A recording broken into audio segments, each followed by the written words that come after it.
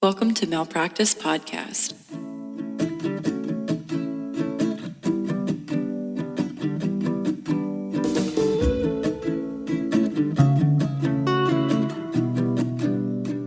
Is it my turn? Yeah. Yeah. So, are you ready to get started? Yes, I am. Good. I have a new microphone. Jess has a new microphone. Mine is coming in tomorrow. So for now, you'll just have to keep hearing me like normal. Hopefully it's, open for feedback, open for audio feedback from the public. So, Are we though? Like, don't be a hater. We're trying. I mean, like, open to the idea of being open for feedback. Keep in mind with your feedback that neither of us is particularly good at taking constructive criticism. But with that being said, we do want your feedback just with that in mind. Yeah. So just like jot that down. I want to be led, like when I'm in the mood to be led. Like that's me. Yeah, that's same. me. I want to be criticized how I think that I should be criticized. Correct. And in no other way. Yeah. No, 10 out of 10. Agreed. How you doing? I'm doing good. So Michelle's best friend Kim came to see us this weekend with her baby, Aria.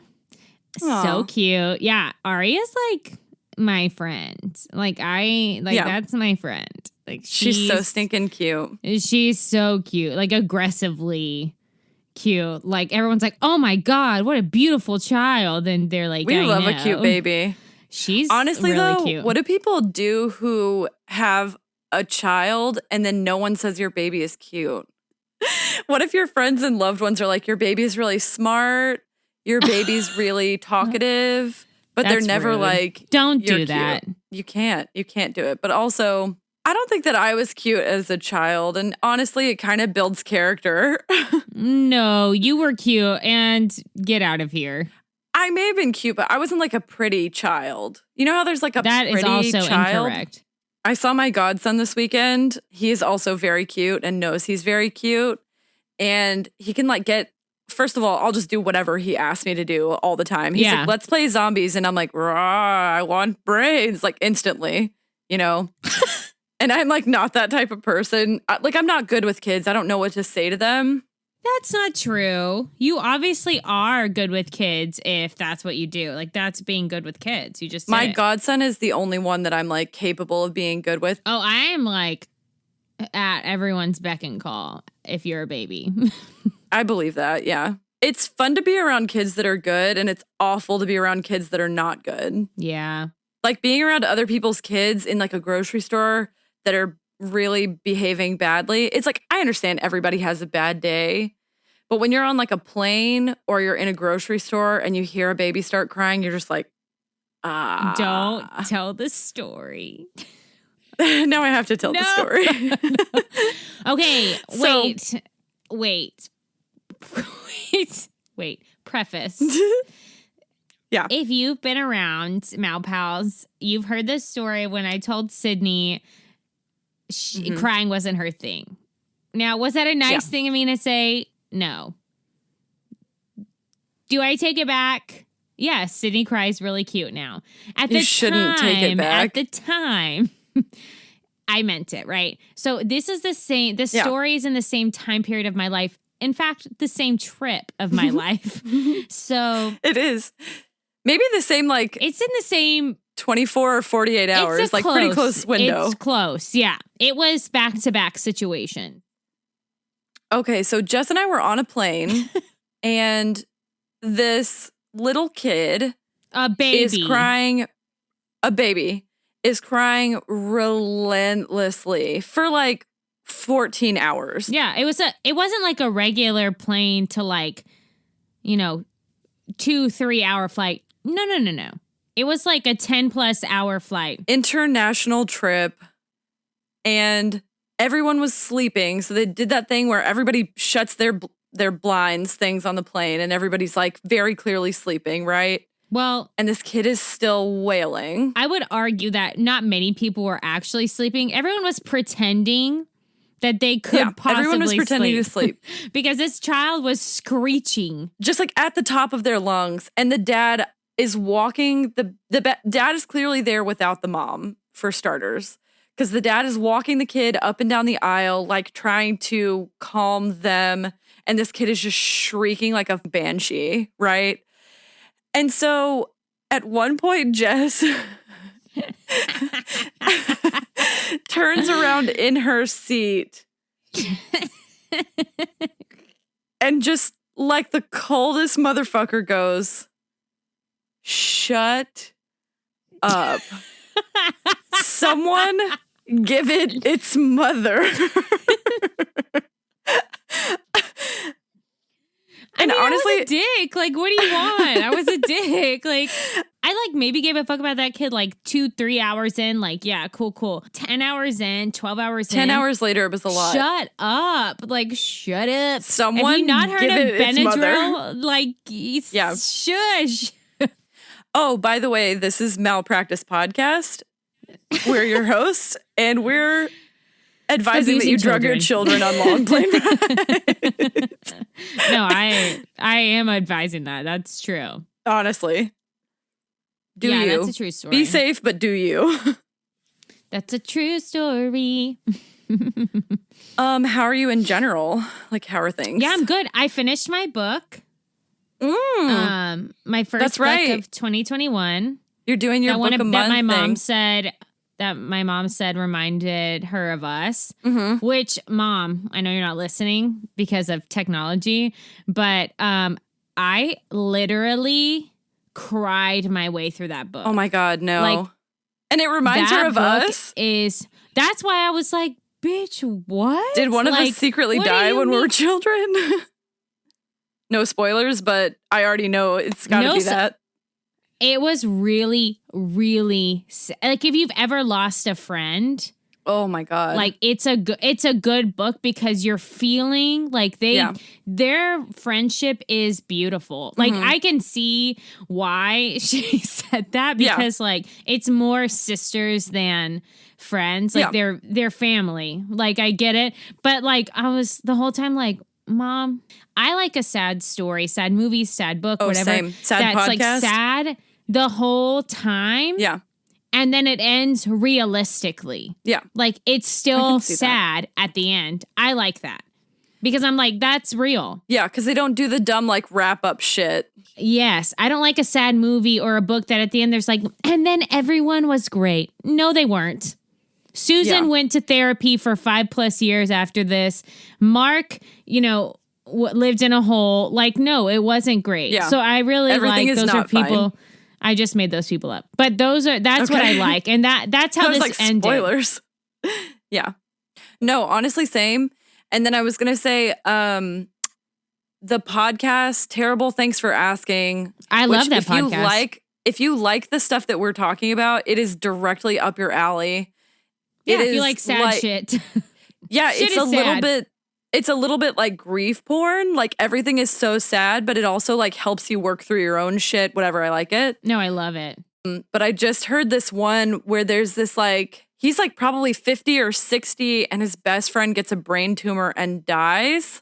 I was taking down my Christmas decorations. We're the last people on our block to take down our Christmas decorations. Not surprised. And I was taking them down while I listened to this podcast, and I was like openly weeping in our front yard. Yeah. There was a construction crew, and one of them like stopped and was like, "Are you okay?"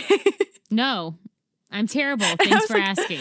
I was like, honestly, no. But thank you. No, it's a terrible, beautiful podcast, that one. Like, yeah, Nora McInerney is the host, and she's just incredible. Love. She's fantastic.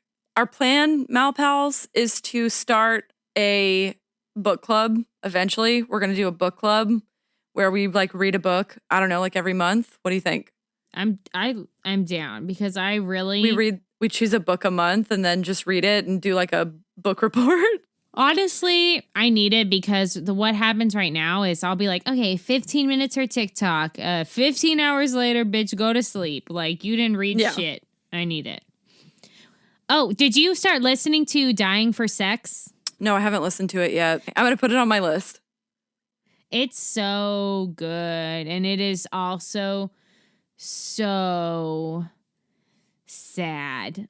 Like, oh, shit. Oh, it's good, but it's good. It's good.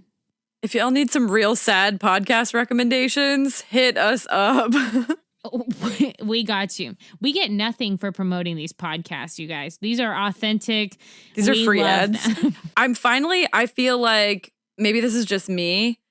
There's like the general chaos of like a global pandemic still. But things feel like, I don't know, less stressful just like in general. And it finally feels like I can listen to something sad without fucking spiraling. So what were you listening to? Murder shit. That's good. I was listening Sydnee. to murder shit. People are getting murdered. Murder. Yes. Murder. Murder. Murder. It's called murder shit. Not muck duck. Murder shit is definitely sad, but it's also like no. I don't know. I got nothing, honestly. All right. Okay. Go, girl. Oh, are you ready? I'm ready to learn. Just like we rehearsed it. I heard what you said. I like this topic. I think this topic is dope. I think... You see what I did there? I see what you did I think this topic is relevant and cool. So, if you haven't guessed already, today's topic is medical marijuana. Today, I'm going to take you and our listeners on a deep dive of medical marijuana, its accepted uses, the literature that supports or rejects it, and a crash course on the history of cannabis usage in the U.S.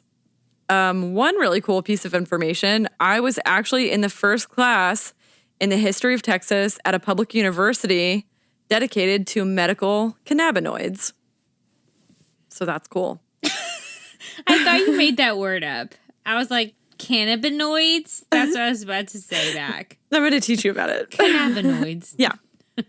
What? That sounds like boop boop doo doo. Banana doo doo. That's what it sounds like. It doesn't sound real. It's real, I swear. So we're going to start by blazing through the history of pot in the U.S. Because it's a really long and complex history, I've done my absolute best to shorten it down. Perfect. The medical use of this plant dates back thousands of years. We know for sure that it was used in ancient China, India, Egypt, South Africa, and South America. So the idea that it has therapeutic potential has been around basically forever. Good. Because it does. It for sure does. Yeah. Marijuana was introduced to the United States by this really interesting Irish doctor named William Brooke O'Shaughnessy, which O'Shaughnessy is like the best last name ever, who specialized in botanical pharmacology. Again, another word I don't think is a real word. Pharmacology, boo boo doo doo, cannabinoids, doo doo doo doo doo. I made it up. Credit goes to me. So while England was being super uncool and colonizing India, skirt, a 24-year-old Dr. O got a job as an assistant surgeon with the East India Trading Company, which led him to be sort of stationed in Calcutta. Okay. For the first few years he was there, he spent every waking hour with local doctors and healers where he learned what they had known for 1,000 years. Some medical conditions could be treated with marijuana or cannabis, right? Oh, I see. We have a colonizer here. Yeah. He's just going to go over there, learn all their methods, and take them. Right? I will say he was a little different than most of the people that I've heard about, especially like white men conquering territories at this time, because he was a doctor and he was really interested in just learning. And he tapped into these really elaborate local networks of knowledge, but he actually rigorously documented the names of everyone who helped him. So unlike other people who were going in and just kind of stealing this knowledge and claiming it as their own, he thoroughly credited every source, including written texts, local people who helped and taught him. And so basically he put together what we would think of now as like a literature review. Oh, okay. Okay, I see you, Dr. O. I see you. Yeah. He gave them credit and he rigorously documented everything. So he learned about pot as an intoxicant as well as learning the local uses in medicine. And he basically came up with the Western idea of using it as anesthetic and an anticonvulsant on children with epilepsy. Oh, cool. He said that even if pot failed to cure any illness, he noticed that whoever took it at least seemed to be suffering less and in much better spirits. So he said that even if an illness was, quote, terminal, at least marijuana would allow the doctors to strew the path to the tomb with flowers.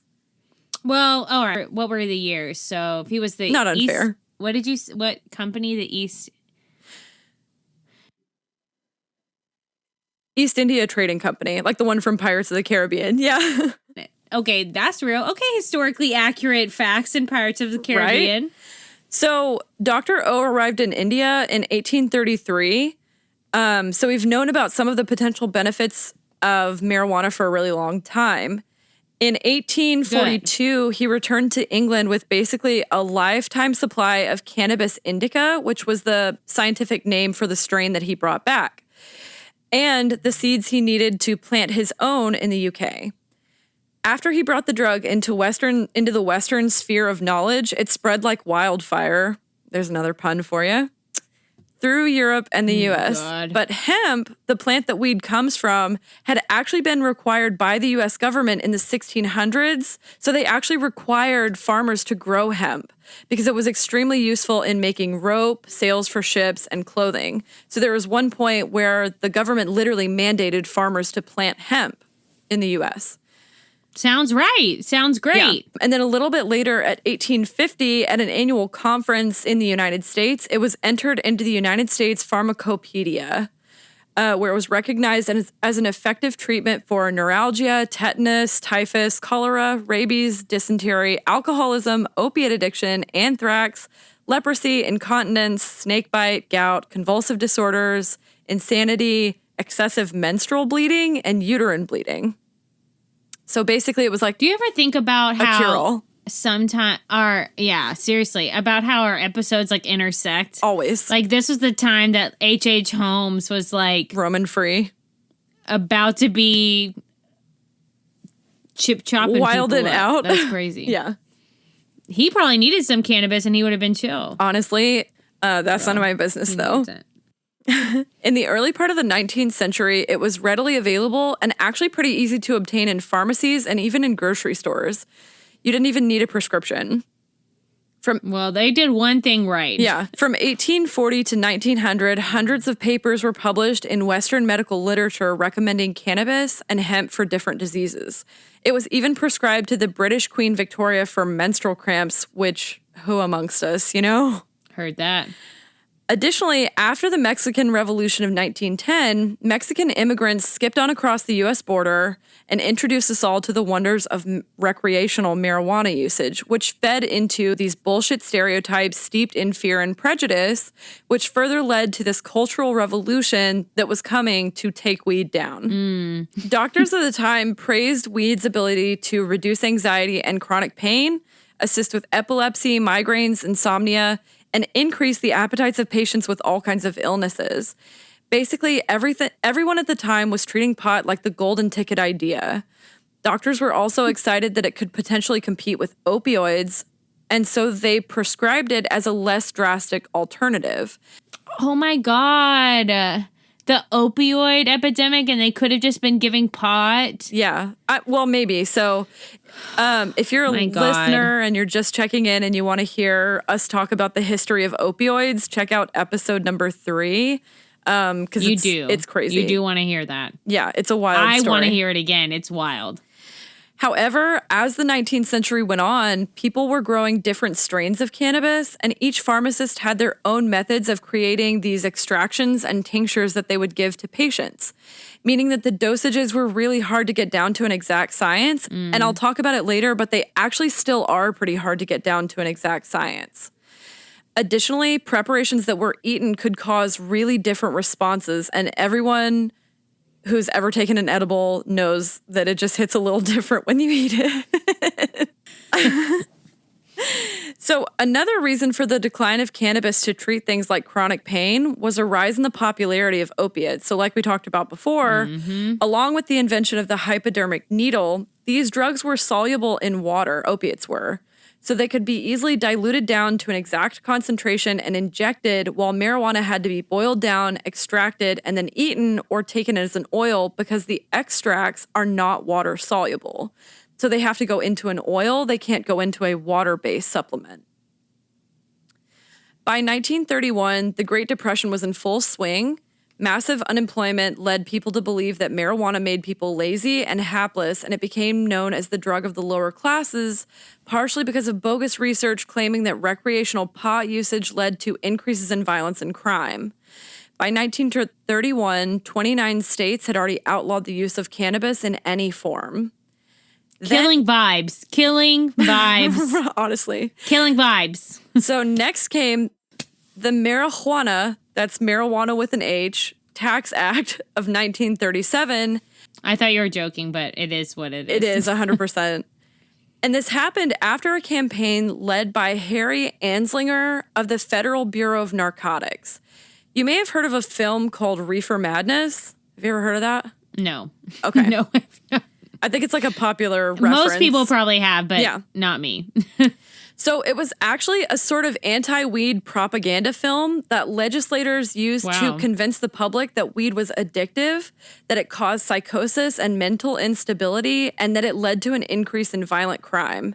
He said that marijuana was, quote, the most violence-causing drug in the history of mankind.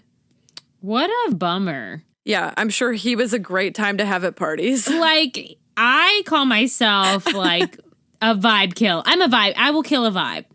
Mood killer, yeah. You don't even need to worry. But he will beat me to the punch. This guy is a vibe sniper, honestly. A vibe sniper. He is a sneaky snap. He's sneaking on, sniping vibes. Sneaky snap. After this film came out, Reefer Madness, there was this huge cultural shift around like quote-unquote well-to-do Americans who began believing that marijuana was the drug of hardened criminals. Well, you're getting heroin in your epidurals. Correct. And you're saying that this is... Who are we mad at? So basically, the law also taxed marijuana transactions heavily. So for medical and recreational users alike, it became prohibitively expensive to get the drugs legally. Wait, for medical use? They would make it hard? Yeah, even for medical use. It was taxed so heavily that people couldn't afford to buy it, basically. Haters. And keep in mind that this is like right after the Great Depression, too, so people are strapped for cash. Yeah. Individual states started passing laws to restrict the sale of pot. Increasingly, at the same time... Oh, interestingly, I read that wrong. I'm an idiot. Increasingly at the same... I mean, that works, too. I'm with it. I'm with the business. It sounded right, but yeah, I'm going to cut this out in post. Okay. Interestingly, at the same time, during World War II in the 1940s, there was another piece of propaganda created by the U.S. government encouraging growth of the sativa plant. Oh, my God. That is shocking and alarming. Who knew? So they encouraged the growth of the sativa plant because the U.S. Navy needed ropes and parachutes and other cordage. So they called it hemp, quote unquote, hemp for victory, even giving out draft deferments for people who agreed to stay home and farm hemp plants, aka cannabis plants. Eventually, this program led to over 375,000 acres of hemp farmed in 1943. That is so cool. However, at the same time, public opinion of marijuana usage was at an all-time low. So basically, they were taking these hemp plants, stripping the marijuana off of them, and then just using them for rope.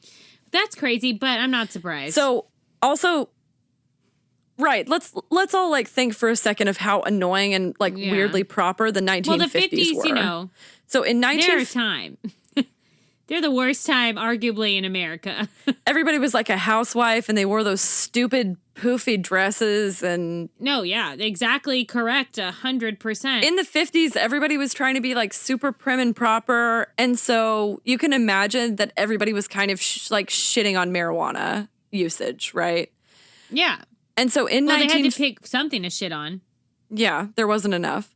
So in 1951, they were like, we beat the Nazis. What are we mad about next? Literally. That's what I think. So the enactment of laws like the Boggs Act in 1951 set mandatory minimum sentencing on all drug use, and that hit communities of color hard. So I want you to guess what the sentence was for marijuana possession as your first offense at this time. Like 5? 5 what? Dollars. Pineapples. 5 pineapples? No, 5 years. So it was 2 to 10 years in a federal prison and a fine of up to $20,000, which in today's money is $216,000. Yeah, I will say I knew around the amount because I taught that specific act. Okay. But I think that it's crazy. So the government was cracking down on any potential stoners, and they were coming down on them hard. However, the American Medical Association didn't agree with the idea that weed was dangerous. They didn't think that there was AMA all the way. Save the day. They actually didn't think that there was any evidence that it was actually harmful, and they wanted to keep studying it. Shout out. Many different physicians wrote open letters to lawmakers opposing the harsh regulations being passed, but unfortunately, they were completely ignored. And strict laws kept being passed that further restricted its use and research. Let me just tell you what I never understood. And I continue not to understand it today. Because I know that Texas specifically, there's always an expansion of medical cannabis bill every year. And it's supported by veterans and the doctors. And it's like people who have like real support scientifically, and there's like research. And people are like, no, I never understood that. I never explained it to me how you can be like, not for me. Honestly, I think it's totally just about like this weird moral superiority of people who think that weed is like a gateway drug, which it's not. It's, like veterans groups are actively lobbying. Yeah. Literally, nobody expects an elected official to be an expert. We expect you to go and represent us. So if we come to you and say, this is what we need, here's the scientific research, I don't need anything from you. I don't need your opinion. I didn't vote for you for your opinion. It's not about you, yeah. I voted for you so you could represent me. Could go and do that. Right. Exactly. Fast forward to the hippie movement of the 1960s, which was all about peace, love, and cannabis. And while this anti-war counterculture movement was evolving, so was an anti-counterculture movement that advocated for even stricter legislation surrounding weed. President Kennedy actually commissioned a study that showed that there was no correlation between pot usage and violence. However, and it was a really intricate, detailed study. He did a really good job with it. Go figure. And then he was assassinated, and they basically ignored it. So, well, he was cool. Shout out to him. Yeah. By 1970, the United States had collectively decided that Richard Nixon knew where it was at. I almost accidentally slipped into a Richard Nixon accent. Richard Nixon. I almost did it while I was saying his name. Wow. If you ever think to yourself, Richard Nixon is where it's at, stop and ask yourself, what is happening? Mayday, mayday, alert. Is he actually where it's at? No. He is not. So in that same year, in 1970, Congress passed the Comprehensive Drug Abuse Prevention and Control Act, also called the Controlled Substances Act, which classified controlled substances in 2 categories. Schedule 5 drugs were the least strict, and Schedule 1 drugs were those that have, quote, high potential for abuse and no accepted medical use. Nixon rejected any ideas that suggested that pot was not so dangerous, and he refused to reschedule it, so he classified it as a Schedule 1 drug alongside really much harder drugs like cocaine and heroin, and said that they were equally as dangerous. What the hell? Now, wait a minute. I know from listening to episode 3 that they would put heroin and cocaine and shit and stuff like aspirin. Yeah. So explain this to me. Explain it to me. How? Okay, explain it to me. I don't understand. I didn't know I hated Richard Nixon so much, but I can't stand him. Yeah, he's not a good dude. And who also, In what world? Let me clarify. Your questions are who and in what world? Yeah. Okay. In what world is this? I just don't. Man, okay, I think I can help. I wish there was an eject button. No, it doesn't, unfortunately. I mean, kind of it does. It's called an election, bitch. True. At the same time, in 1973, the Drug Enforcement Agency, or the DEA, was created. It was around this same time that the, quote, war on drugs really took off. Nixon declared drug use to be public enemy number one. It. You can, yeah. I saw this thing from The Onion the other day, and it was a T-shirt that said "Drugs win, war on drugs," and I liked it so much. They're so funny. Yeah. So Nixon declared drug use during this time to be public enemy number one, which is a super interesting thing to hear from someone who later resigned in disgrace, but what do I know? Like literally. So what about your own broken? What about you? Yes, you are public enemy number one. He got ejected from office. Eject. Yeah. Gotta hear. So shortly afterward, Ronald Reagan took office, where he focused even more on crime control and drug usage. Yeah, he took it way too far. In 1984, he actually increased penalties for cannabis possession and established the policy of civil forfeiture, which I'm sure you're familiar with, but for anyone who's not, basically, if the police say that they suspect that something of yours, a possession of yours, was involved in a drug-related crime, they can literally just take it for any amount of time. They don't even have to tell you why.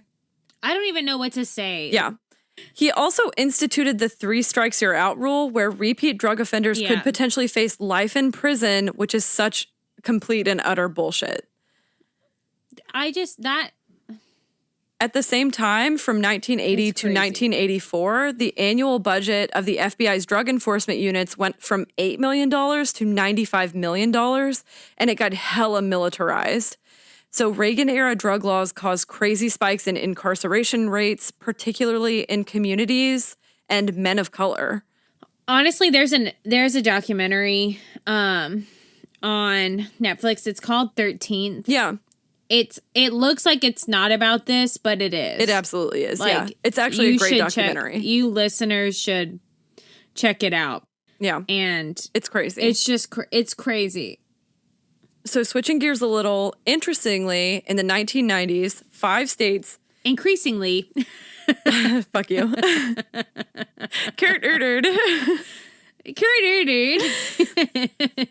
the 1990s, 5 states and D.C. passed medical marijuana reform laws. In the 2000s, 8 more states passed similar laws, and as pot became more mainstream and people stopped viewing it as harmful. Since 2010, 16 more states have passed medical marijuana laws, and 9 have legalized recreational usage.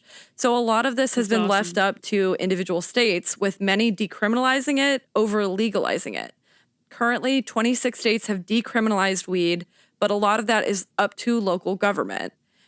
There are campaigns by groups like Smoke the Vote that have encouraged local judges to reconsider harsh stances that disproportionately affect communities of color. Yeah, and the data is there. Like, you can see the data. Additionally... what more proof do you need? Right.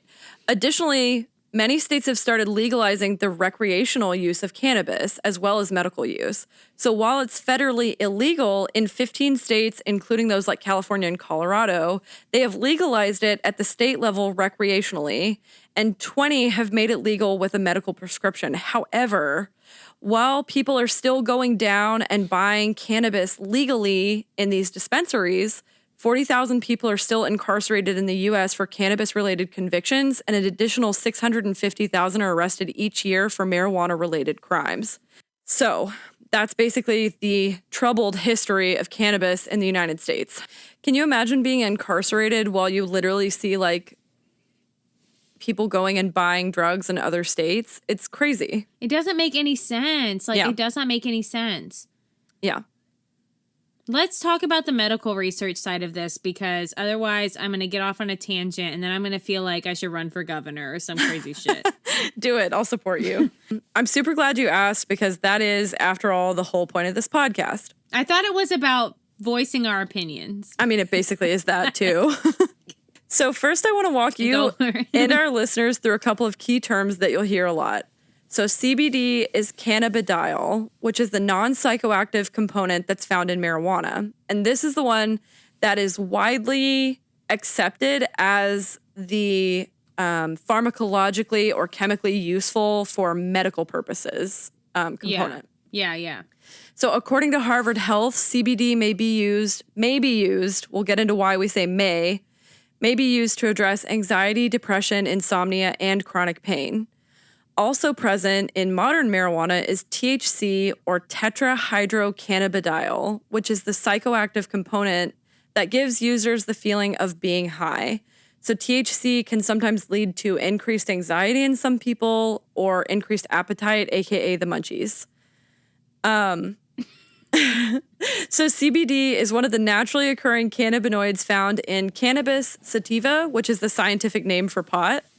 And CBD products are now readily available in most areas in the form of oils, nasal sprays, lollipops, and even suppositories. Yeah, that makes sense because when they legalized hemp in Texas, but it has to have a certain level of THC. It's 0.03%. Yeah, so yeah, that makes sense because they're like, nah, can't be having too much fun. Yeah, so as long as you breed it to keep the THC content low, lots of states are okay with you growing it. Which is so interesting. Yeah. So though you said may help. Yes. So tell us more about that. So for some things, yes, and I'm going to tell you a little bit about the research that has been published that has been done really well in clinical trials. One group doing experiments with social anxiety gave CBD oil or a placebo to a group of students with social anxiety before they gave a speech in front of a crowd. And the results seemed to indicate that students who took CBD were less nervous and had fewer errors in their presentations. So there's some evidence that it can help with anxiety. Additionally, like you mentioned earlier, the Department of Veterans Affairs is currently funding its first ever clinical trial on CBD and PTSD, Woo! or Good post-traumatic stress disorder in veterans who have seen military combat. Good. In one other double-blind study conducted by Dr. Yasmin Hurd of the Addiction Institute of Mount Sinai in New York City, they studied 42 recovering heroin addicts, and nearly all of them reported reduced cravings and decreased anxiety around triggers that would normally convince them to go back to heroin. Awesome. So while the U.S. government was busy demonizing cannabis as a gateway drug, there's a lot of evidence now that suggests it might actually help combat addiction. That's awesome. That's great. That's great news. Yeah.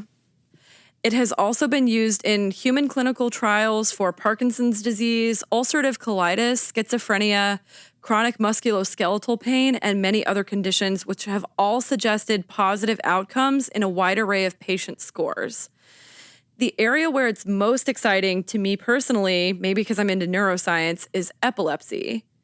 They recently conducted a randomized, double-blind clinical trial with 516 patients where they studied Epidiolex, which is a purified CBD extract made into a drug form, and it showed significant clinical decreases in the number of seizures in patients with specific syndromes that caused epileptic seizures. So this type of clinical trial is like the gold standard, a double-blind clinical trial, because it's super rigorous. The patient doesn't know, and the doctor who's administering it doesn't know, so there's no way to induce bias. Got it. They don't know whether they're getting the drug or the placebo, right? And then the doctor doesn't know if it's giving the drug or the placebo. Okay, cool. Exactly. And so they're not introducing bias either. What they found is that it does help with certain types of epilepsy. And this is the only CBD product that's on the market today that's actually been approved by the FDA. There's one really heartwarming story of this little girl whose mom had to quit her job and was taking care of her constantly because she was having 200 seizures a day. And she started doing these CBD sublingual droplets, and she went down to less than 1 seizure per week. Yeah. There's so many stories like that. And she had already failed 8 other drugs. Yeah. It's like, I just don't understand. I just don't understand why they're not like, here, the answer. Like, the evidence is there. Like, what do you mean? Yeah. They've also done trials on depression, and patients with sleep-related depression issues started taking CBD, and some felt that it actually acted faster than typical synthetic antidepressants, according to a review in the Journal of Clinical Neuroanatomy. But the FDA is also cracking down on companies making these unsubstantiated claims that CBD, quote unquote, cures all kinds of illnesses and disorders. Because it doesn't cure it, right? It just handles the effects. Symptoms. Yes, but it's not It treats a cure. the symptoms. It doesn't cure the underlying problem, but it might help treat symptoms. Right, okay. So because many of these products aren't regulated by any government body, they can include some very unwanted surprises, unfortunately. Mm-hmm. Well, anything can. Yeah, right. Absolutely. In one study conducted by forensic toxicologists in Virginia, they took a look at 9 CBD supplements that were advertised as being 100% purified CBD. And in some of them, they found dextromethorphan, or DXM, found in over-the-counter cough medications and considered pretty addictive when used regularly. In 4 out of 9 of them, they found a synthetic cannabinoid called spice that has been found to cause anxiety, psychosis, tachycardia, sometimes brain hemorrhaging, and even death when used in large quantities. And in some of those that they tried, they found no CBD oil at all. Yeah, I think that's the point, is that it's not really regulated, right? Yeah. That's a big part of the problem. If you're not going to regulate it, people are going to do whatever they want. Yeah. And despite all of these findings, most actual CBD is relatively safe when taken appropriately. But because there's so much research that still needs to be done, we don't know about things like dosages, extended exposure, interactions with other drugs that someone might be taking, and other factors that can potentially cause issues. But lots of research is being done now to determine how these factors work. But generally, we do know that CBD has a low addiction potential and has been proven safe for long-term use for most patients. So medical CBD advocates are in this really tricky position because while CBD sales were producing about $100 million in revenue in 2014, by 2022, they're expected to hit over $2 billion in revenue. Damn. And many of the companies making them are totally fine with falsely advertising what's in them, including some potentially dangerous drugs. So, while trendy shops in LA and Denver are selling $8 CBD lattes, doctors and scientists who are actually trying to study the clinical power of CBD have to go through months to years of paperwork and licensing just to get a clinical trial up and running. That feels stupid. Yeah. The other thing is, going back to that, the $8 CBD lattes that you're getting, people typically require a pretty large dosage of the drug to make it work effectively. So part of the reason for that is that CBD is poorly absorbed in your body. So when you take CBD orally, only about 4 to 5% of it is considered bioavailable or able to act on and affect your body. But that number goes up by about 3 times if you take CBD with a particularly fatty meal. So they found in studies where they had bacon and fried eggs for breakfast, CBD was bioavailable 3 times higher than it was if you didn't have a fatty meal. Got it. The point of that is that dosages can be really tricky. Right. So in order to achieve the effects we talked about earlier, researchers estimate that someone would have to take about 1 gram of pharmaceutical-grade CBD oil per day, which would cost around $67 per dose right now. Damn. Yeah. And because dosages are really tricky, the exact dosage that a person needs to help a person's anxiety, for instance, may do absolutely nothing for another person who may need 2 or 3 times the same dosage. And the other thing is, a single oral dose may take 4 to 5 hours to hit its maximum plasma concentration, but your liver is constantly metabolizing the drug. And so there's still so much we don't know about how CBD works in our bodies, and that makes dosing, even for experienced pharmacists and doctors, really difficult, especially based on things like sex, body weight, food intake, things like that. While we know that CBD, and actually THC for that matter, bind endocannabinoid receptors in our brain, we also know that they can bind receptors in the serotonin, opioid, and dopamine systems where they can essentially behave as a different drug depending on the dosage. So it can be dangerous to take too much of it, right? And it can do nothing if you take too little of it. But going back to those stupid CBD lattes or like plopping CBD oil droplets into your smoothie, if you're taking a few drops of over-the-counter CBD oils, they likely won't cause any significant changes in your actual brain chemistry.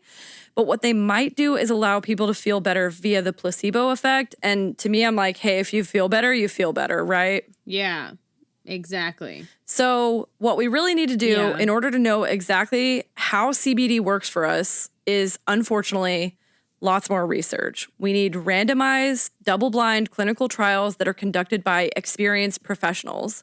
Unfortunately, until then, we just don't know enough to say what medical marijuana is truly capable of. Damn.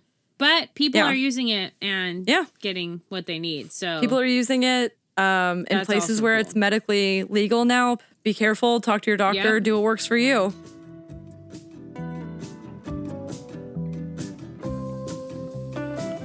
Vote locally, sure. Call your local representative and then seriously talk to your parents. I don't care if you're 16 or 20 or 30. Talk to your parents because those people vote. I know when you said talk to your parents, there was some like 20-somethings listen to this podcast who got real sweaty palms. I mean, listen, I know that it is like talking to a brick wall sometimes, but it's not just about the one time that you try to have the conversation. It's the repeated times. Like, you have to put it out there. You have to say, listen, like, listen to the suffering. You have to do it. Like, are you kidding? Kids with epilepsy, you think they should just be having hundreds of seizures? Are you serious? No, nobody thinks that. Nobody thinks that. Point them to this podcast. Because I don't know. I mean, you know, whatever. We're going to get some scathing reviews. From parents. These women say fuck a lot. That's my mom's review.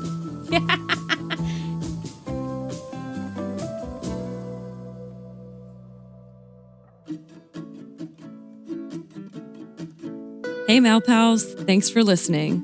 The sources and links for this episode can be found in our show notes. If you haven't already, go follow us on social media. You can find us on Instagram, Facebook, and Twitter at Malpractice Podcast. You can also send topic suggestions, questions, or concerns to our email, malpracticepodcast@gmail.com. You can also check out our Patreon for insider extras, behind-the-scenes looks, bloopers, and more. And just as a reminder, if you like what you're hearing, you should definitely subscribe, rate, and review us on Apple Podcasts, Spotify, Stitcher, or wherever you like to listen. And don't forget, malpractice makes perfect.